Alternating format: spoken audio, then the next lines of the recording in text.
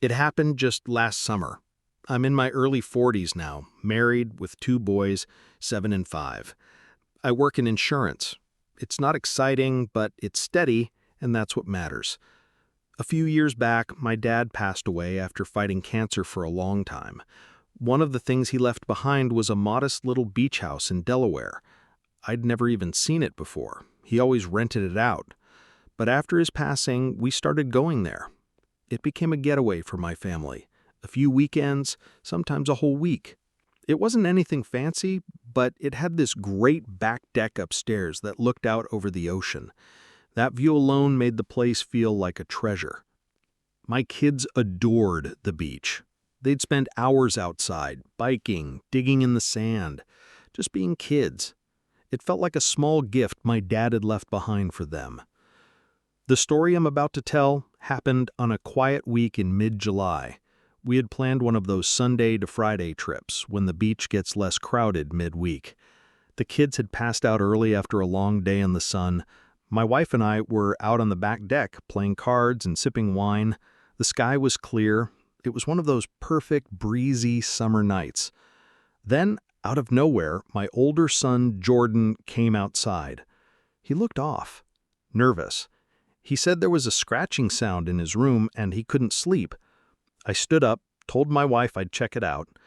Probably nothing, I thought. The house was old. Old houses make noises. I followed Jordan downstairs. He pointed at the wall near his bed and told me to listen. At first there was nothing, just silence. But then, after a few seconds, I heard it. Soft scratching. Like nails, just faint but steady. I leaned in, pressing my ear against the wall.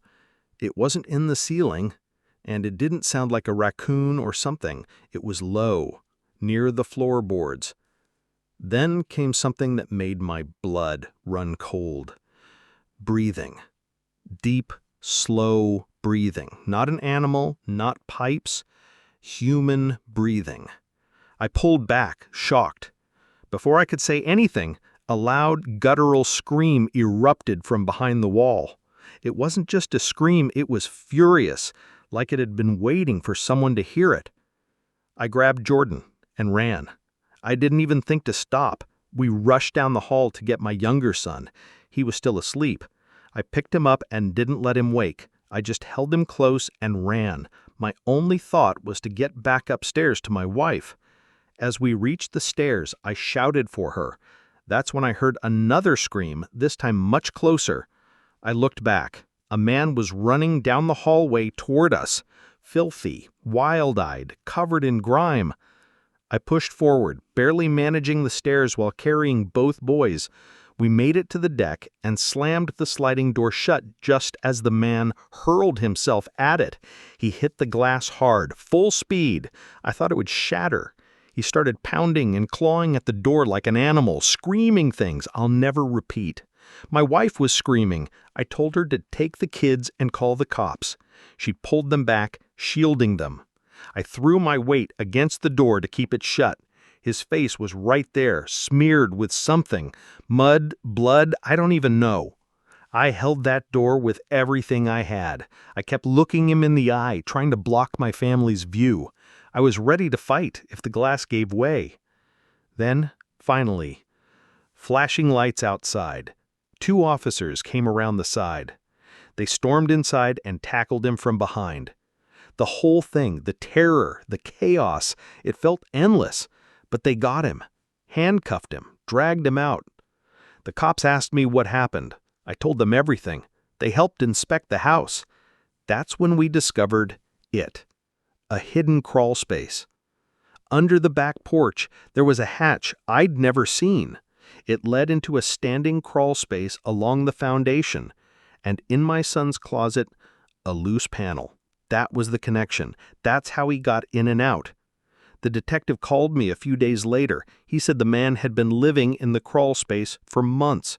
He'd found it during the off-season. He called it his new home. That night, he'd planned to hurt us all of us. He'd been stealing food from our place in the neighbor's trash, blending into the quiet off-season like a ghost.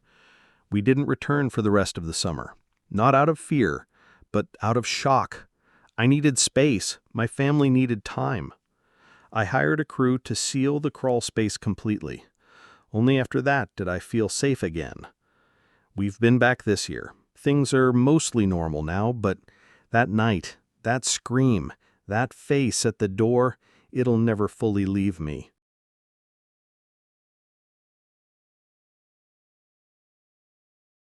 I grew up way out in the countryside, the kind of place where you could ride your bike down empty roads for hours and not see a single car or person. Summer was always my favorite season.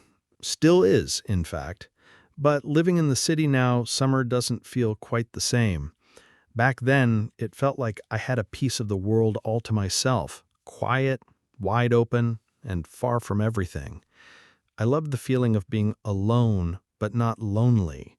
There was something calming about it, especially the nights. Summer nights were magic. They felt private, like the darkness wrapped around you and made you invisible. I was 16 that year. I had a friend named Taylor. She was a little more adventurous than me. One night in mid-July, she talked me into going stargazing with her. We'd done it before, just 2 bikes, a blanket, and a cheap bottle of red wine we had no business drinking. That night we decided to try a different spot, someplace farther out past the edge of town. Taylor said she had heard about an abandoned field where nobody ever went. We left around 10, maybe a little later. We pedaled for a while, maybe 25 or 30 minutes, until we were way beyond any street lights or houses. No fences, no buildings, just open land. Eventually, Taylor stopped and said, "This is it." I looked around and didn't see anything special, but it did feel perfect. Grass stretching in all directions, stars above like scattered diamonds. We laid out the blanket, opened the wine, and let ourselves sink into the night. We laughed, passed the bottle back and forth, pointed at constellations we half remembered from science class.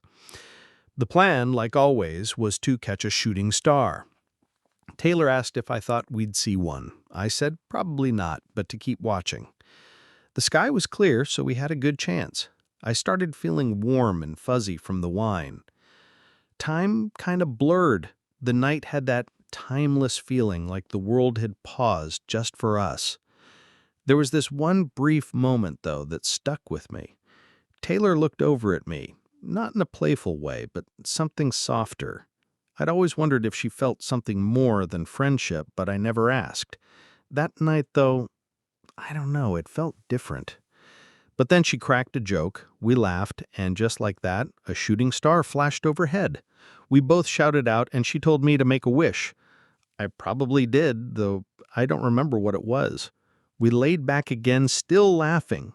I closed my eyes for just a second, not to sleep, just to breathe in the air and enjoy the stillness.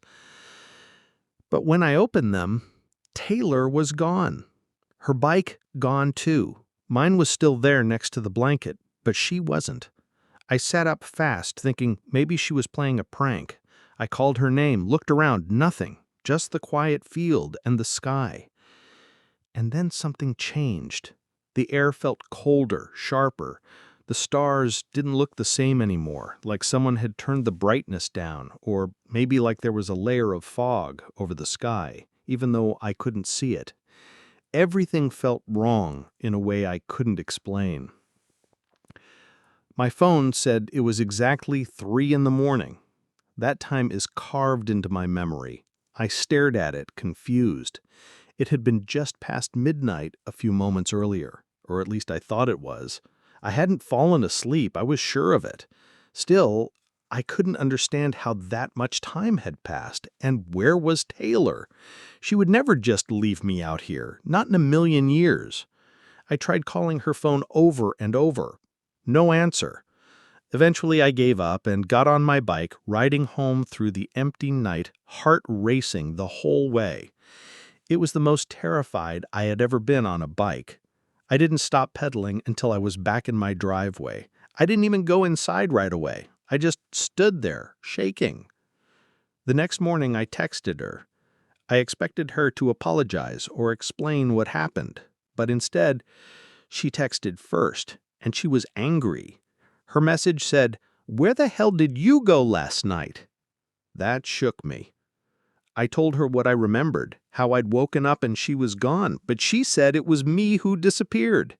She told me she had woken up alone at 3 in the morning, that my bike was gone, that she had waited for me over an hour before giving up and riding home. We argued back and forth, but nothing added up. No missed calls, no texts, just this strange black hole in the timeline. Eventually, we just both stopped talking about it. We hung out less after that, maybe stargazed once more, but the vibe had changed. I still don't have an explanation, and honestly, I'm not sure I want one. Some people think it was something paranormal. Others say it was just a weird coincidence. Maybe one of us lied. I really don't know. But sometimes I still look up at the stars and wonder if Taylor remembers.